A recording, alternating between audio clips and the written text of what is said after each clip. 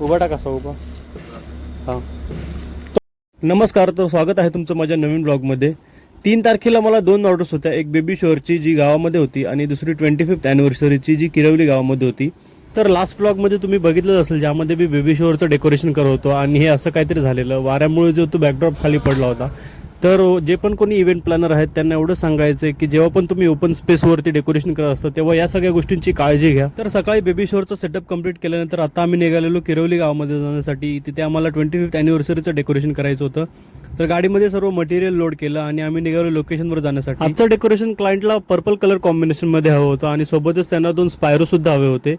तर थोड्याच वेळात लोकेशनवर पोहोचलो आणि पोहोचल्यावरती लगेच कामाला सुरुवात केली. सर्वात आधी मी सर्व बलून्स फुगून घेतले. तोपर्यंत साईने सुद्धा रिंग सेट केली होती. त्यानंतर मी रिंगमध्ये हॅपी ॲनिव्हर्सरीचा टॅग ॲड केला आणि लगेचच आम्ही रिंगमध्ये बलून्स सेट करायला सुरुवात केली. रिंगचं काम कंप्लीट झाल्यानंतर 25 नंबरचा स्टँडी बनवलेला तो ॲड केला. लाईट वगैरे ॲड केले आणि अशा प्रकारे आमचं डेकोरेशन जे ते कंप्लीट झालं, ज्याचा फायनल लुक तुम्ही व्हिडिओमध्ये बघू शकता. डेकोरेशन जर आवडलं तर लाईक करा आणि डेकोरेशन रिगार्डिंग जर काही रिक्वायरमेंट असेल तर स्क्रीनवर दिलेल्या नंबरवरती कॉन्टॅक्ट करा. धन्यवाद.